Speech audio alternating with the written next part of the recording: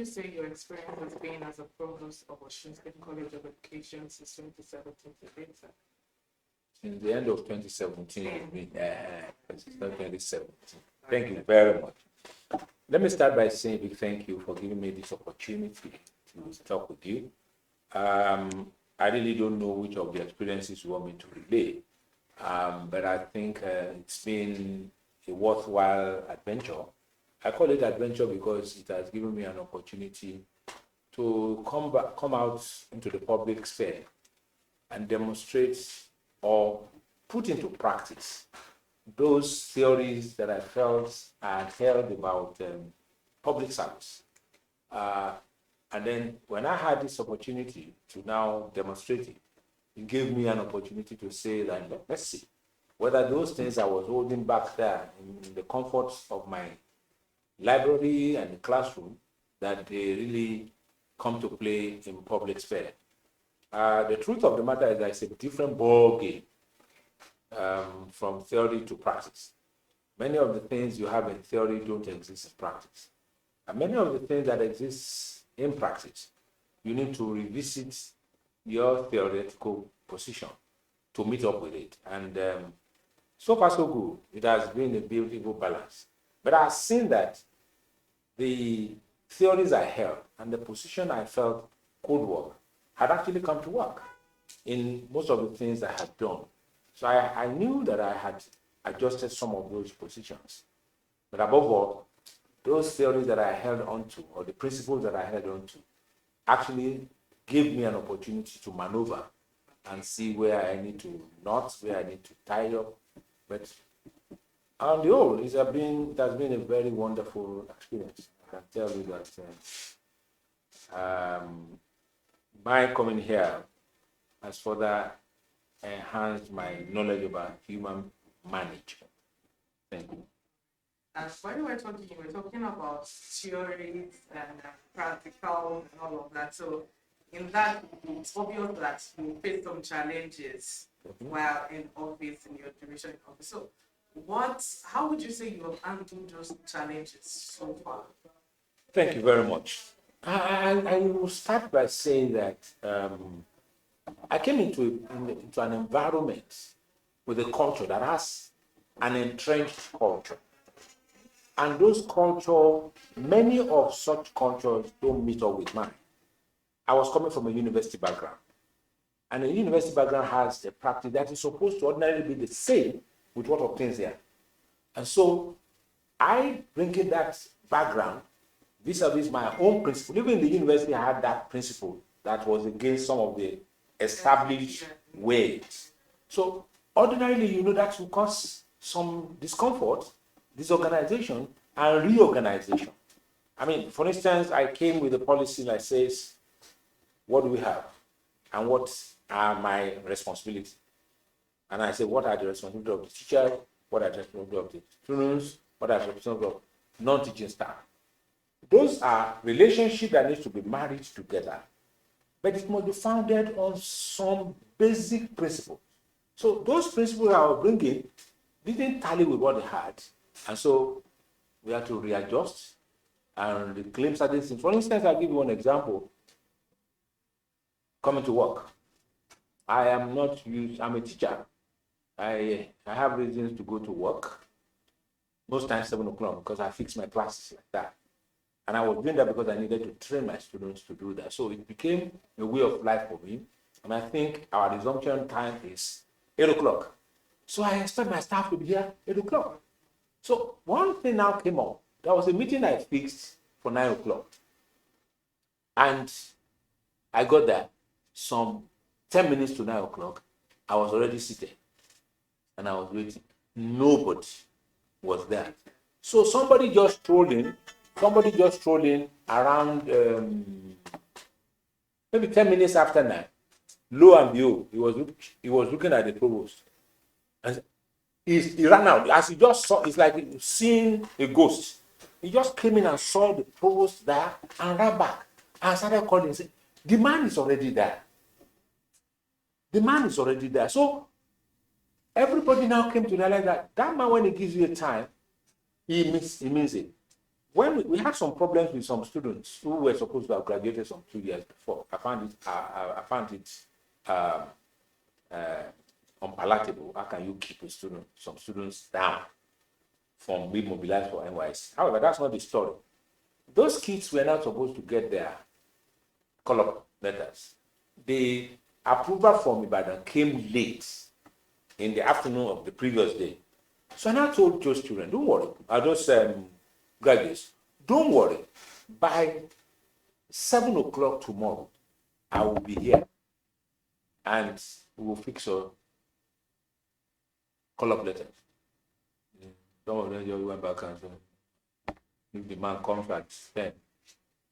But a few of them now said, let us even see whether the man was going to come. 6:45, I was not coming. And so when they saw me, they were like, it's not true. It wasn't the system the way it wasn't true. And the person who was even supposed to be the one to give them this came some minutes after 7. I mean, that tells you that is the cultural shift.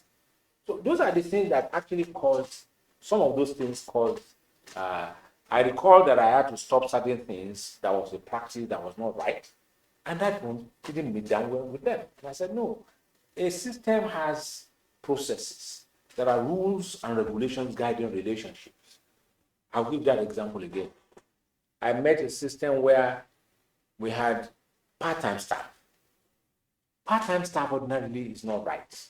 By labor law, it is not right. That's casualization of job. But then our situation demands that because the state government did not have the resources to hire new staff. So if we don't have opportunity of hiring new staff, so we need. But you can imagine that those staff were being paid leave bonus. How can you be paying leave bonus to temporary staff? No, it's not done. I said, no, it has to stop. However, in stopping it, whatever is owed to you, which has been the practice before, I will pay. But going forward, I'm not going to pay. So that again will cause some dislocations. But above all, one of the things that kept us in line with everything is that when you keep your words with people, they will respect you. You don't just think that they are not noting exactly what you're doing. Keep your words with people you are leading. They will come back to you. We can say you say it and you act it. I try to do that. I'm not good. Right. So, sir, what is your major priority for the college now? You see, let me say it from let's say it from where we are coming from. We have built ourselves with our students in such a way that they have confidence in the system. We have built a system where the students are even happy to be students of this college now. And so those areas of frictions are long gone. And what I said earlier is the same thing as what brought the students to trust the system. When the system promises them something, we deliver. When we say, pay for this, and you get it. Indeed, some of them believe that Kola Kazeem likes money. And I take time to ask them, that money that you are paying, are you paying into the special account of Kola Kazeem? So if it's not coming to Kola Kazeem's account, then definitely it is not money meant for Kola Kazeem. It is money meant to service you. Because we are a service provider. That's the way you should look at it. We are a service provider. And our students are the ones, our clients. And anybody who pays for service must be given that service. And so we have reached that level. Our college has grown in bounds. It's a big college. It has produced all sets of human beings. We have many who are professors now, and product of this college. We have several of them outside the country, in diaspora. We have so many of them like that. This college is 43 years old. Our contemporaries are already university. There are none of them that came to being the same time with this college that is no longer used. I'm sorry, Ogun State College of Education came even after this college. Ondo State College of Education came after this college. This college came into existence. Let's say it came around the same time.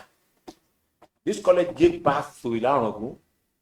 This college was the one that set the pace for Lanlake today and what's the name of Alayande College of Education. Those are products and break away from this college. Now, this college decided to become a university. I have been saying it since 2018. So that's what is priority our priority now. Upgrading the university. And I think the government is positive. It's a very listening government. The government that I hold so much in high esteem, and I know that she's always ready. Because the reason why we need a university, NC program is no longer because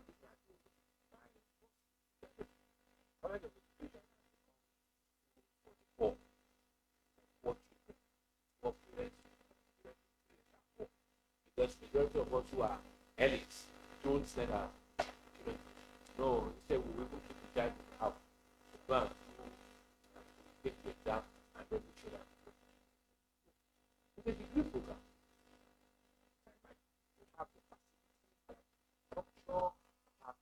Since I came,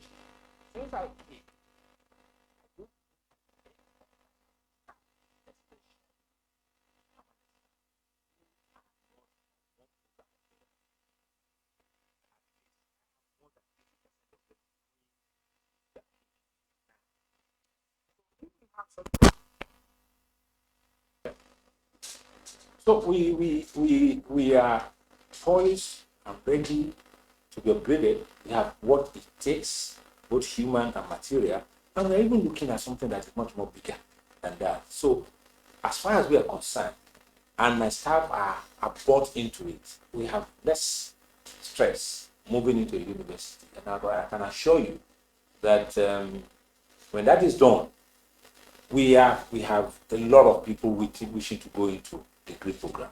Many are not. As of today, I tell you that we are scouting everywhere for people to enroll for NCE now. We are all over the radio. In fact, if you listen to there's a radio program yesterday, it's all about canvassing for enrollment and stuff like that. And it's the same thing for all colleges of education. In spite of the fact that the cutoff one was brought to 100 over 400. Way below average. Way below average. Yet you don't have people subscribing. How can you expect anybody to subscribe to that? But then we are in the business and we are running after them to please come and register. So what would you say your next line of action is in achieving all of this that you said? Yeah, we are upgrading the school. Upgrading the school, we're already talking. There's nothing I can do. I have no power to force government to do it. We're doing everything possible to lobby, to liaise, to talk, to invite stakeholders to meetings. At the moment, I've been called to so many meetings in town, outside town, discussing it and seeing how well we can present a program, because the government is not averse to it. The government actually won't mind it, but it's about funding, which is a good concern for the government. How can you create an institution that you cannot fund? I mean, but we have different approaches to doing it. And in our thinking, because it's a university, and we have another university in the state that is already functional, even with less pressure on government. So we are leveraging on that to ensure that our own will not become another burden on the state government. So, despite the challenges like you said you faced when you got into office and all the hard work you have to put into upgrading the school to the next level, what would you say exactly keeps you going? What keeps you motivated to want to do it despite the challenges and all the hard work you have to put in? Well, when I was coming here, incidentally, I have some people that we have always been talking. Pastor Udribo is one of them. We have always had this mental concern about public office, public institution becoming functional. And we have agreed together that it is possible. And so with that kind of attitude, and realizing the fact that I'm a town boy here, all right, I have that responsibility to ensure that, look, this is more or less like the treasure of this community. This is the first higher institution of Osun State, in Osun State. The others came after her. And so we wanted to come and see whether public office can be run effectively, efficiently, and corrupt-free as much as possible. But like I said, what is paramount, what is first important is that, are you leading by example? Are you doing what you want them to do, or you are saying what you want them to do and you are doing another thing? And so what we did was to make sure that we operate on the basis of trust, competence, and confidence. And we made sure that everyone, in fact, when I was talking to them for the first time when I came, I said, I'm going to lead, I'm not going to boss. And I'm going to put something between them, two things that are going to guide my approach to leadership here: the fear of God and my conscience. So when I put those two before me, for anything I do, I had it on a level playing ground. No measure, no different measure for people. When you do well, I will appreciate you. When you do bad, I will castigate you. So it makes everyone to feel confident. And so there is nobody who is a sacred cow to the management. When you do something wrong, we are going to do what we are supposed to do according to the law. So for me, public office has rules and regulations. There are other worries and concerns.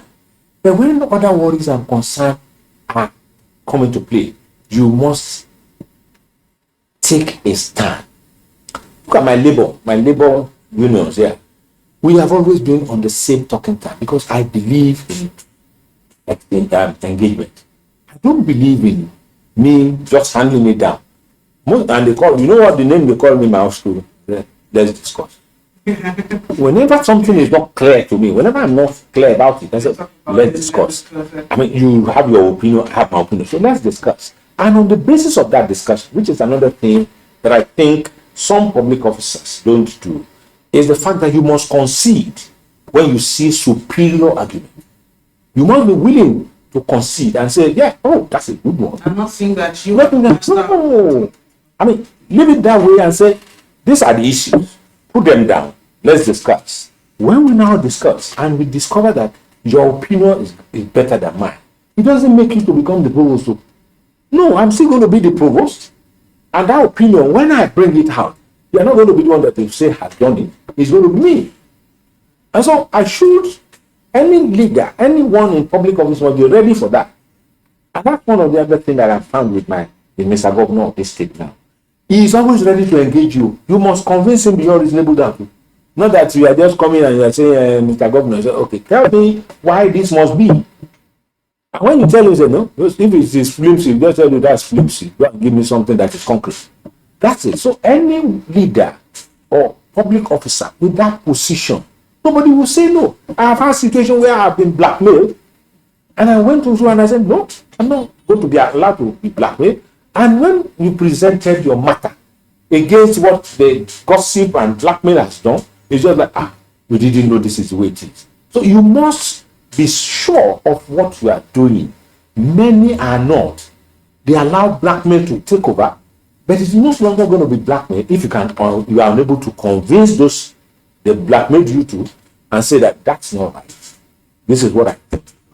This is what I thought is right. And I'll give you an example. I had issues. Some people were asked to come back into the system. Government gave them pardon. The governor was magnanimous to give them pardon against whatever they've done. And so when they came, and there are two categories of them, all right? So some didn't have any disciplinary matter. The other had disciplinary matter. And I said, fine. Those without disciplinary matter, let them have what they are supposed to have. But those with disciplinary matter, we dare not compensate irresponsible behavior. And that's it. And so when it was like, why did you do it? And I went and I explained myself, no. What are we, and what I asked those who were talking to me is that, what are we paying them for? For being irresponsible? For being fraudulent? Because if you do that, you're only telling the others that fraud pays. And so when you are fraudulent and you are caught and you are dealt with, if you are come back, you now come back and then get all the things. So where is the those are the issues. So when you have such situation, people must definitely react to it. But are you convinced about what you have done? It is number one thing is that a leader must know his honor. And it's only when you are not straight, when you have something to hide, that's when you can't do that.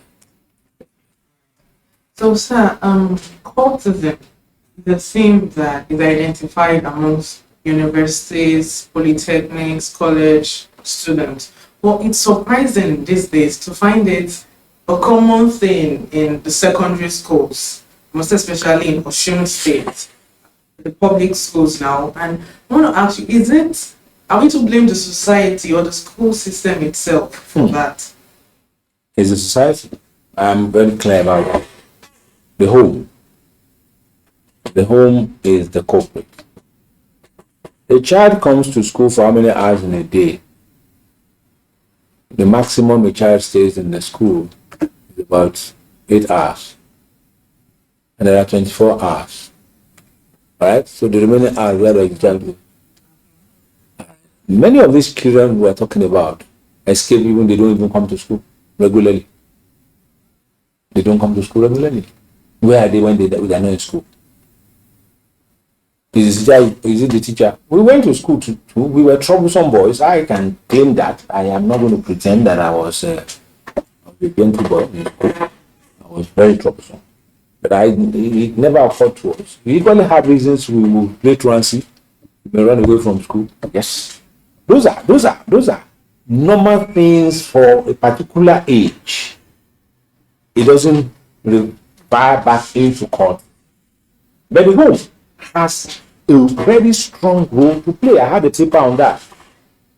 The school and the home is a web that you must have a relationship that is fluid, a feedback mechanism between the school and the home. When the school identifies something about your child and reports to you, what do you do as a parent? I mean, when you have a child who is not doing well in your house, how do you go back to school and talk to them about it? When we were young, we see situations where parents would deliberately bring their children to the teacher and say, this boy did something yesterday, and they will cane you in school. Because you don't want that done again, you run back. You don't want to do something again. But today it's not like that. We have imbibed a culture that is alien to us. And what is that culture? Liberalism in education is good, no doubt about that. I don't really beat my children because I have put them in the right frame of mind in doing what they are supposed to do. But if my child has to get paid, why not? My first son in a secondary school, the last day, for reason best known to the system, identified as the only person who was guilty of a particular thing, and they said he was denied coming home. And I didn't take the school up because I want that boy to learn 1 or 2 lessons out of it. But what do we have today? Parents will go to the school and even harass the teacher who is saying the child is doing the wrong thing. It's a different ball game if your child is abused in school and you are taking some palliative about that. But on a good day, sir, the parents have number one responsibility of putting their children the right way. It's not about poverty.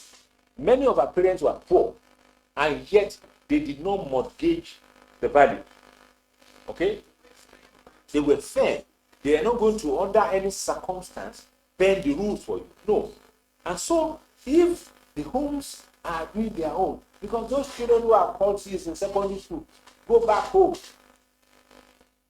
You know your child.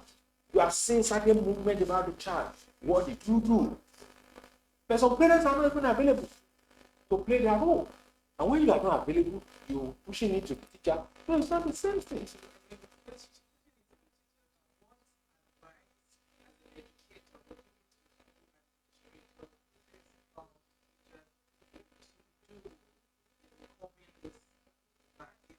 There are 2 ways to look at it.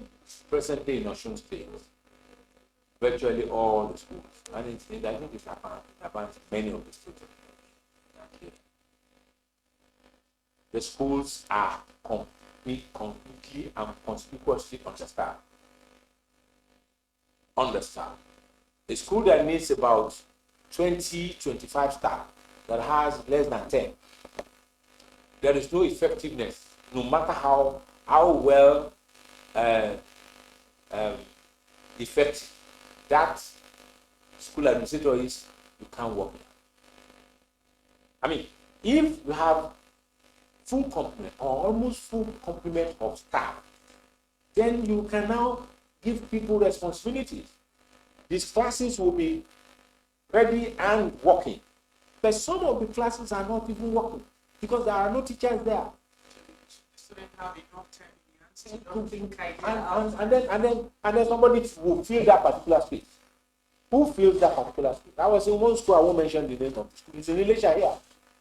And as I entered there, I went to monitor my students who are on teaching practice, and I found that some boys who are not students of that school were just all over the place. And it is apparent that those boys are smoking them.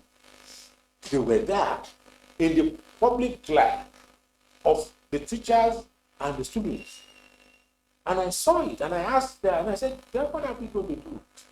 The school is not fenced. There is nothing about it. They had access to come into easy access. And there are so many places that those guys can hide on that. And so, what do we want the teachers to do? If you talk, those guys will kill you, and nothing will happen. Coupled with the fact that the teachers are not even enough. So, and between you and I, we were children. That device area easily attracts a child. Vice attracts a child than value and virtue. So, because the virtue element is a little bit more demanding, the vice element is not demanding. It just your fun on the way. I mean, why that fun leads to addiction. So, what are we trying to say here is that for us to reorganize and get the right thing, certain things have to be the home must play its role. For the school to completely do our duty to the society as it used to be, there must be full complement of staff. They must be there. These staff are the one who will now do what is needful in assessing and then ensuring that kids are prompt in school. I don't know whether you are going to school recently, whether they mark attendance. Who are the teachers who even mark the attendance? You understand? I mean, so those are the issues. And if you can attend to some of these things, there is the possibility of reducing the volume of such. We were troublesome when we were young, more troublesome than some of these boys. The only thing is that we are not barren. And we were troublesome, but there are teachers in our class who will engage you. And when you don't come to their class, you are in trouble. Because they can see everybody, not like since they are short staff, yeah. You can't really know everybody. That's right. So if I am teaching English, I'm the only one in the whole school teaching English. And there are others like that. But there are some schools without chemistry teacher. So parents have to augment. Those ones don't have that firmness. It's like in this my school. The authority that the permanent teacher has is not the same thing as the authority that the temporary staff has. So to that extent, it limits the extent to which they can go ahead and exercise authority and make sure that child carries out what. So, and they know the difference. So you're saying the discipline of the home is put in place, the staffs are leveled up, and all those things are put in place. We can have academic friendly secondary school boards and non-violent in Washington State. No, you can't rule out. You cannot. Look, it's not. There's something that is. You can't eradicate certain things. You can only reduce them. And then the moment you reduce them over time, you're consistent about the reduction, it will fade away on its own. I mean, there's no society that is crime-free. None. The volume of criminality in America is times 100 of what is happening in Nigeria. But we are making noise about our own because we don't expect it to be that much. So we are looking for ways of reducing it. So if we were to reduce it, okay, in my school, for instance, in this school that we have, I mean, we have actually reduced some things to an extent that is manageable. I won't delude myself by saying that I don't have cultists in this school now. I won't delude myself. But the cultists know that they cannot come out. They can't do what they used to do before. Because we have shown it clearly that we don't patronize you. We will not patronize you. They don't have room to display. So if they are doing it under. And the moment they see that somebody is around, they will just, everybody goes.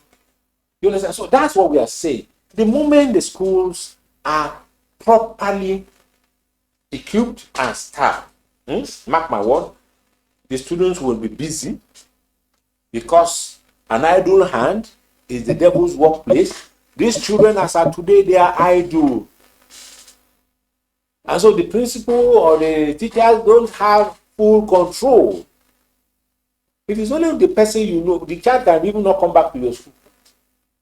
And one of these children will tell their parents, no, I don't want to go to that school again. My friends are doing it. That's why you have, which is what the government is trying to do now. In SS3, go to many public schools. You will find that many of those children will not register in those schools. Public schools. SS3. Very few whose parents insist are the ones who will stay in to register in their schools. The others will go to where? Private school miracle centers, where they will compromise for the future of the country. And that's what those private schools are doing, inadvertently. Destroying this society in the name of making money for themselves at the expense of the future of this country. Why must you be part of fraud? Why?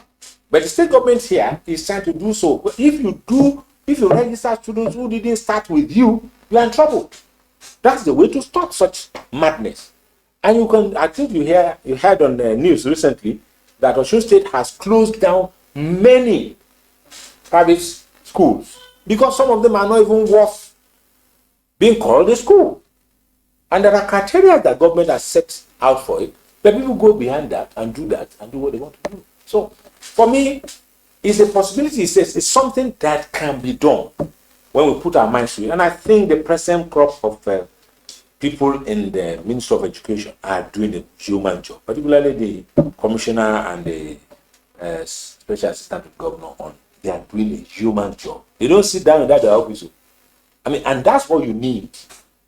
You are proactive, you are thinking ahead. And look at it. Look at the way they are trying to recruit staff now. Yes, we will recruit staff, but quality staff. Not who do you know. I know it's your godfather. Not no. About the students saying you're not going back to that school to write their exam, it shows that they have a mind of their own. No. Okay. They don't have a mind of their own. Okay. It's what the society has. Okay. How can it's what the society has made of it, sir. They don't have a mind of their own because others are doing it. That's why we do it. And they have a parent who will back them up. I can't imagine my child coming to me to tell me that. I'll give you this example. When people come to me for admission request and I said, what did the child score? The person will score way below the cutoff point for the course the child wants to do. And you said the child said he's actually interested in doing that course. Why didn't he pass? Why has he not performed to the point of that? So why are you now saying, if you want to get that, tell your child to go and make it up to that mark? Because some children made it to that mark before they give them that cutoff. So if your child cannot get to that, whatever is available should be given. And I have examples on myself. My own daughter wanted to do pharmacy, and she didn't score up to pharmacy. And I said, madam, you didn't pass up to pharmacy. What is available is forestry and wildlife. You want to? You don't want to do it, please. Go back next year. Go back next year. Today she's happy. She has done the forestry and wildlife, and she's happy about it. That is what she's capable of doing. If she's capable of doing pharmacy, she will pass and go for pharmacy. No, why? It's not about stretching the child. It's stretching yourself. You are making your child feel that you can do anything for her. No, it's a wrong way of managing your children. You want this? Please work for it and get it. The moment you don't get it, I will provide for you what I think you're qualified for. Somebody wants to do medicine. He scores 230. People are scoring 300 and something. And you think that child who scores 230 is a candidate of medicine? Absolutely not. You want to study law. There is a particular benchmark for law. Your child did it. Look at it. If the cutoff is 230, I'll give you an example. And your child scored 229. All right? On that 229, do you know how many children had 229 and 229? To the extent that one mark will produce more than hundreds of thousands who have scored that particular mark. And you want me to now do abracadabra? No, you can't do abracadabra. So I'd like to ask, what would be your professional and fatherly advice to those students that are already way too involved in this vice, in this act? Because they might have access to know, okay, this is wrong, I don't want to do, or they know that this is wrong, but they are way too involved in it and they don't know how to come back. What would be your advice to that? There's no one who doesn't know what is bad. Nobody. Everybody knows. That is a natural law of right and wrong, and it cuts across everywhere. It is a different ballgame when America is trying to make some wrong to be right now. I mean, look at gay matter. It is wrong. It is naturally wrong. It is ungodly, and everybody knows it, and it is universal. But they are making it. They're trying to make it right. Yet it's not going wrong. The one they are not supposed to make right, they are not making it right. Making the one that, instead of making polygamy right, they are not making polygamy. They are trying to make gay homosexuality right. I mean that's bullshit. However, for children already innate, I have never been one anyway, so I wouldn't know. One of the things I know could lead you to courtesy. They are very simple. That is this element that when I delivered a lecture on courtesy, causes and effect. Number one element that I discovered was that when I don't have up to the grade I'm claiming to have, right, and I get into an institution, I want to make up for that. All right? In making up for that, it must be fair. I must raise the fear factor.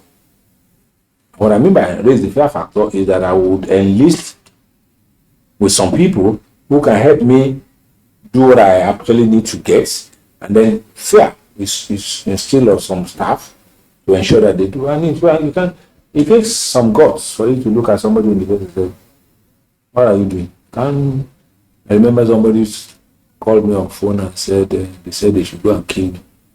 Then I said, "So what are you waiting for? What are you waiting for? Why are you telling me you're a fool?" I told the person on phone, "You're a fool. The person who sent you has not seen somebody to send. Why do you have to tell me that somebody's ready to come and kill? Giving me answer. Do your job now, and then let me just go. I will be gone. And somebody called me and said the paper from me in my school, EFCC, me, that I should come. What I want them to do. I want to go to jail. Is it not me? Is it not me that has put my hand in something I'm not supposed to do? So why are you now telling me? You want me to now compromise the system? No, please let it have its normal course. So what am I trying to say? Everyone in cultism knows they are in cultism, and it is bad. And that's why they cannot come out and say they are in cultism. Because if you know it's something that they can be proud of, they will come out. But when they come out to say it, they are saying it to people they want to be afraid of them. Not because they believe it is the thing to do. I mean, and one thing that I can say is still go back home. Is the home that needs to be properly in charge of their children. Every child is a product of a home. Your child is coming home and is wearing one terrible dress. Your child is wearing trousers that is not his own and is sagging, criminally sagging. These are issues and these are elements. So it's a home. It's a home. In the past, it's the community. Because the community has responsibility for bringing up the child in the past. But today, we have segregated the society to the extent that it is just the home, the school, and government. So the community is no longer there. If you beat my child now, I may come to your house and put you. But in the time when we were growing up, they will beat you outside and come and tell your parents you have not done well. Meanwhile, when you get home again, your parents will still beat you because you have misrepresented the family outside. But today, if you beat anybody's child, even in school, some parents will take you to court as if they are doing America and say foolish people. Thank you very much, sir. Thank you very much. God bless.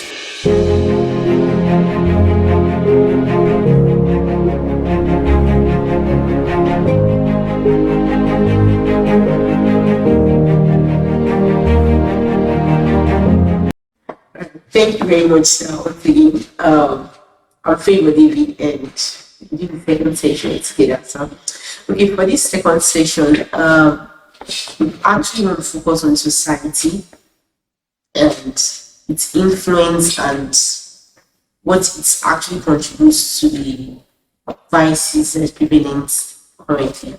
Well, we'll be taking them in sessions. So, we're treating first for the parental pressure. Now, so previously, like previous generations, there was actually parental pressure, and currently there is parental pressure. Now, the question is, looking at the kind of pressure that was mounted on children previously and what's being mounted now, find that there's a difference in the value. Previously, the mount pressures of, oh, you should probably work hard. She probably to maybe get married and things like that. But currently, the pressure parents are mounting is, oh, you have to make money. In fact, pressure makes children probably do something that they shouldn't actually do. Now, judging from the fact that you've been in the previous generation and you are currently in this recent generation, what would you say is actually the reason for this shift in value? No, let's start from the beginning. This country has gone through about, that I can remember, about 4 different generations now. The generation of my great-grandfather, who were purely illiterate, conspicuously illiterate. And then the next generation was my grandfather. My grandfather was, I can say, half illiterate, so to speak, half because he had Islamic education that gives him some little bit of literacy. So his approach to life was different from his own father. Now, luckily, my father, which is the 3rd generation, had Western education. Now, for each of those persons, civilization had changed for them. And because it has changed for them, things are looking up. We're looking up for them. So the way my grandfather acted on my father was different from the way my father acted on me. There was some liberalization in the process. So, the things that my grandfather would not take from my father as a way of life, my father took from me. Right? So you could see that changed. And we didn't have too much of cultural clash. Now, when Western education came earlier, it didn't have that kind of effect that it is having today. In the past, we acknowledged it and played with it within the context of our culture. Mind you, there was no time that we went out of our culture in doing what we were doing with Western civilization. But today, we have departed and virtually rendered our own cultural background impotent. So virtually nothing about our cultural background is at play any longer. I'll give you an example. Language. There is no home today. The parents are not trying to speak English, even when the parents are not even speak good English. Even when the parents are bad in speaking English, they will speak, the child will be speaking English to them. When we were growing up, nothing like that. My father will speak English, especially when his friends are around. That's the only time we will want to show that this is a home. But today, I have had reason to be saying, call your I didn't tell you this, but I would have told you. When you call yourself Precious, and I was like, what's your name? Say, Precious, that's not your name. That's English. What's your name? My name is Kola. That's my name. Oyinbo man will not answer Kola. Why are you answering Precious? Those are the kind of things that has changed. In fact, and India, I used to compare us with the Indians. We had similar stories with the Indians. The Indians are bigger than us. The number of gods, religion in India, there are so many. Yet, India had two choices. We had two choices. When Western civilization came clashing with us, we had the choice of our language. What would I put it now? We have a choice of religion, okay, and language.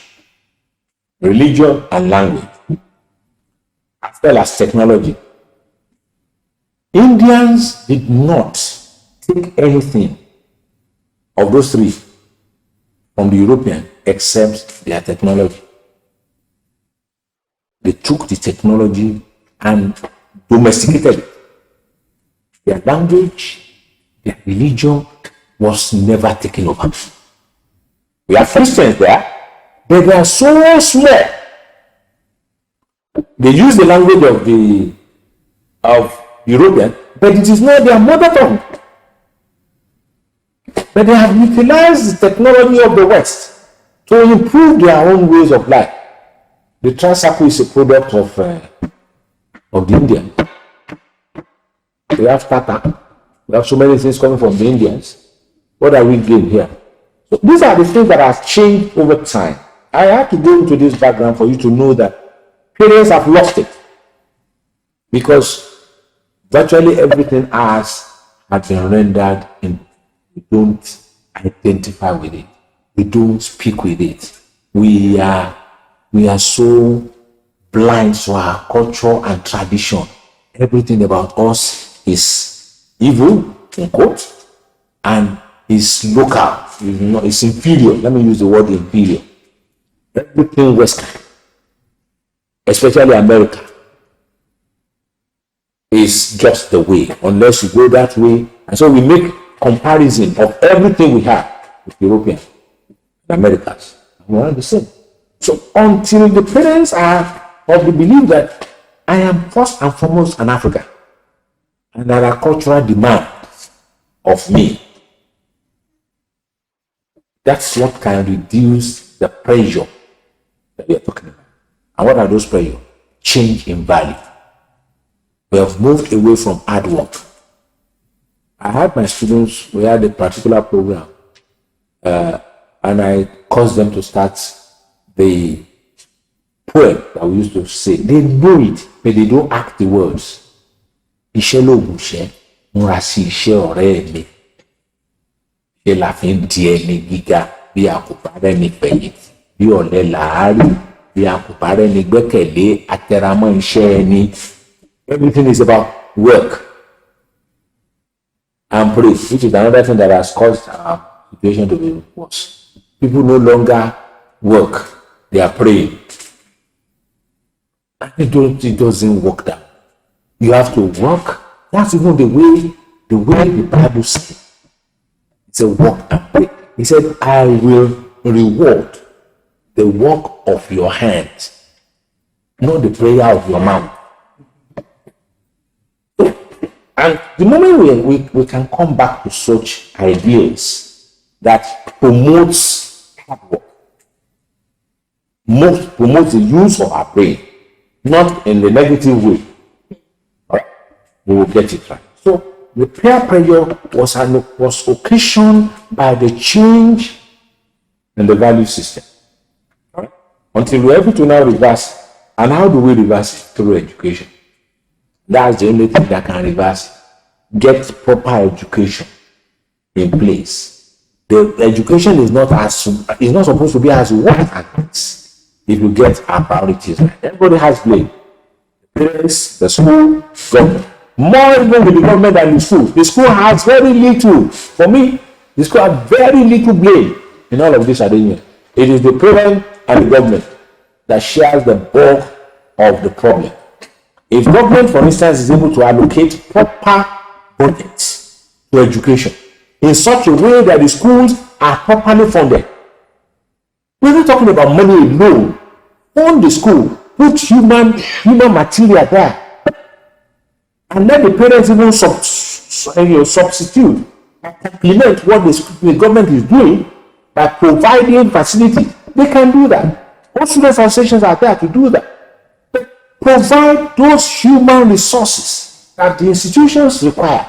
Then you get it right. Thank you, sir. So while you were talking, you mentioned changing the value system that's going back to education and all that. So how do we relate it when we realize that currently fraudsters have made mockery of education? They've actually made other youths for trying to be hardworking to rethink the whole essence of education. Okay, for instance, you could see a PhD holder not actually getting something to do, whereas someone who actually did not even go through those education systems, so maybe in a lot and spending money of which we know it was not through hard work. So if you're saying education system to come, okay, we should embrace education, how do we justify it when it's already made a mockery? I don't think there's anybody making mockery of it. You are making mockery of it in your mind. Education still remains constant.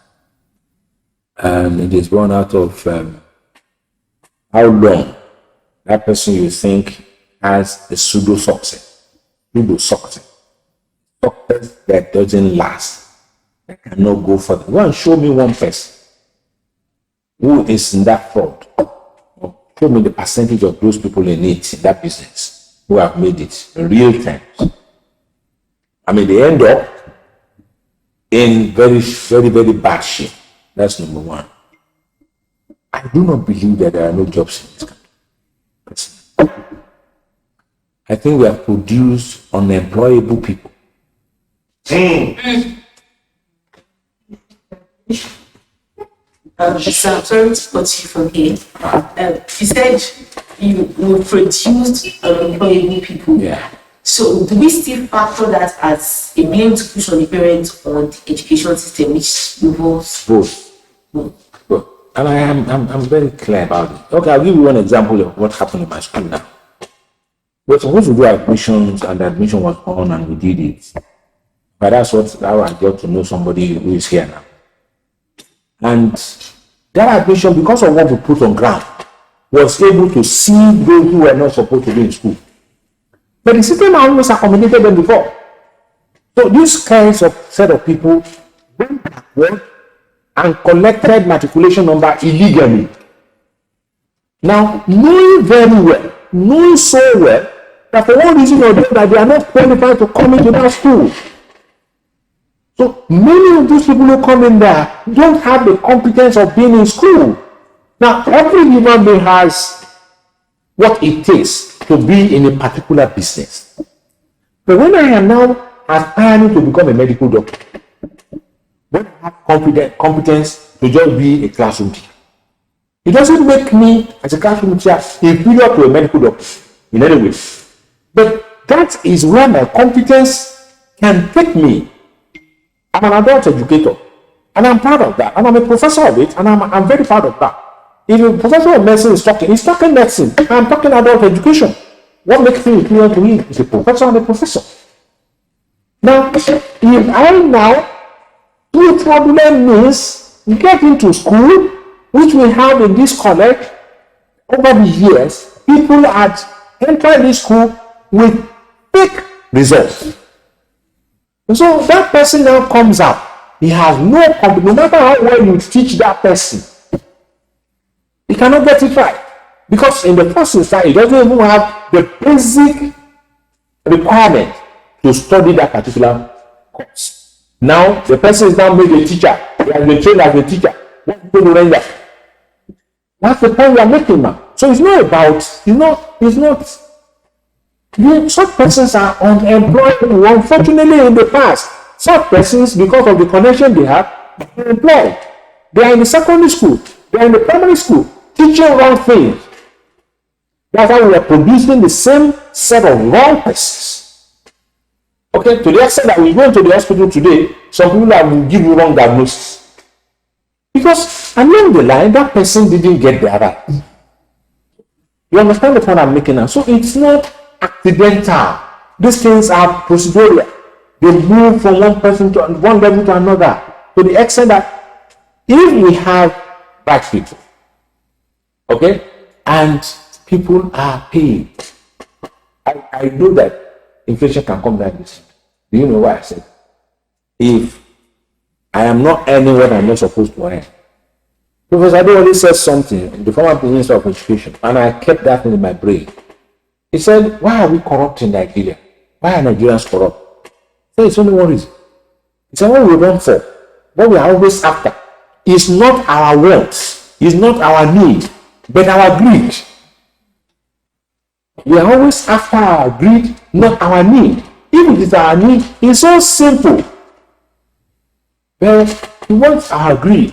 And what is that greed? And it is because of women. I want to show off. In my pockets now, if you look at my wallet, it's there. But I want to show off to you. That moment. I will now do what I am not supposed to do. I know for me, I used to joke with my friends when they asked me to do certain things, and I said I've not started stealing in this company. But if I start stealing, I will give you that thing that you want me. I always live on the basis of what I can afford. And my family knows, my children knows. But if I want to now impress them, so that my children can now go out and compete with Dangote's children, so that what happens? So it's about value, it's about contentment, so it's not that education has not lost what it's supposed to be in the society, but we have contributed to destroying it in the way and manner we have acted it. I'll give you the final example about that. Our examination institutions, WAEC, JAM, and NEPO, examining institutions. Of the three that I just mentioned, one has shown clearly what it takes to be in charge of examination, and that is JAM. Why should anybody complain? I read something which was beautifully written. I can't remember the professor who wrote it. He said, is anybody surprised that we have 14%? He said, whoever is surprised is unfair to this country. That 14% is a true reflection of us. Those are the quality that we have of the 1.6 million. 14% of that 1.6 million is the quality that has what it takes to go to the university. How do you explain? When I was coming to College of Education in Ilesa, the same certificate that I had was what I took to University of Ibadan. So, and they were at par in terms of admission requirement. The difference and why people come to College of Education at that time is because maybe the spaces, the access was not there. Majority of those of us who were here then were qualified to go to the university, but the spaces are not there. Unlike today, when somebody is now telling me that 100 over 400. Meanwhile, those are the people who are even supposed to have like 300 because they are supposed to be teachers. People who would be doing business with their knowledge. Now they are the ones that we now put down and you say they should respect teachers. Who will respect teachers? Who? So finally, so I don't take your time. You made mention of greed He said, we're not chasing our want, we're not chasing our need, we're chasing greed. So, with the prevailing issue of association of young spirits, would we say that these parents are openly pursuing greed because since they know their children did not aim with money through habit? Are we saying that we have an association of parents that pursue greed and are showing it clearly that greed is the way forward? They haven't just the only one. No. Those are the ones that are just coming out to open up their foolishness. Bella had a song. He said, pen robber are more dangerous than arm robber. Pen robber. That was one of Fella's songs. And what does that mean? I was saying this sometime yesterday. The contract of roads are given out, and some people will not allow it to be done. And deaths occur on those roads. Who has killed them? It's not the driver. It's the person who is the pen robber who has killed them. It's a totality of a systemic breakdown where we elevate persons who are irresponsible because of the money in their pocket up there. In the churches and the mosques, in the society, they are the ones who want to go to the fourth row. We knew of those bankers who were at the fourth rows of some churches. Because they are the ones who can say, okay, I'm giving you 5 million, 10 million, 50 million. Where did they get it? Why are we not asking questions? Why would the society be there and is not asking questions? Not government alone. But we patronize them. If you see the amount of application and invitation that I have on my table, somebody is launching this, somebody is launching that. Come and become come and take what do you call this one? Award here, award there. Right? If I am irresponsible, I will take all of those as accolades. I don't see that accolades. I don't need such accolades. I need. That's why it's difficult for me when people come here and say, "What have we done in this plan?" Let my work speak. I won't mouth it myself. I want to go out there. When I first came, some people came and they were saying, "Oh, the toilets are not working. Businesses are not working." They went on here and they said, somebody came and said, "I should react." I said, "Yeah." I will not elevate that particular story to any level. If you believe in what they have said, or you want to find out the truth about it, come to the school, do your investigation on the basis of that investigation, come and query me. Then I will tell you what I've done. But you want me to react to it? I won't have any time to do my work. So, my dear, the Yahoo parents have only showed what our situation had become as a country. And what do they call as their justification? They say they are repatriating back the fund that they have been stolen from us. All right? That's the justification. And it's the same thing as if somebody is corrupt. Anyone is not supposed to earn.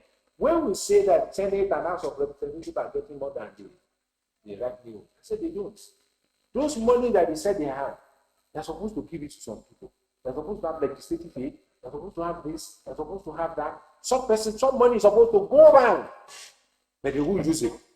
They will not employ those who are supposed to employ, and we call those ones their own. It's not their pay. There is a number of staff to be earning those money. There are responsibility that they've given to them for such money to be used. Do they use it? That's it. So, what are we now talking about? So, it's a systemic thing. It's a societal thing that needs to be corrected by us. And how do we correct it? By being truthful to ourselves. Preach about it in your churches. Speak openly against it anywhere you go. When I talk to my colleagues who are leaders, this money that we say is not enough. The little one that is with us, what are we doing with it? What have we done with it? This was an institution where they were not paying salaries for temporary staff for months. I have just signed the salary for June. Temporary staff. Somebody called me yesterday and was asking whether it's supposed to be done. And I'll look at it as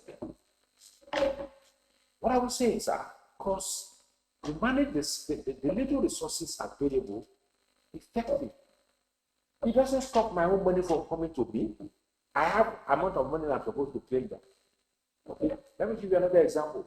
I am the head of this institution. There are genuine, legal allowances that I was supposed to do. You measure it on the basis of I have done something now for the hours I've done, and then you want to give me.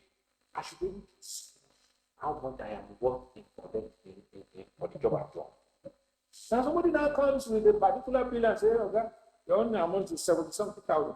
Another person. So the moment my own is up, every other person under me will be down, but then their own is up. But if when somebody gives me 75,000 and me, and I say, "Hey, yeah, we're going to I remove 25,000. Everyone under me down. I will remove their own money. Yeah. Whatever is coming out of that, what is it? Activity them. Back on the use of our horse. But meanwhile, few of us would have taken so much. And if you are removed, that is the way persons who are ready to serve must serve. Because those opportunities are always there for the leaders to get more than the others.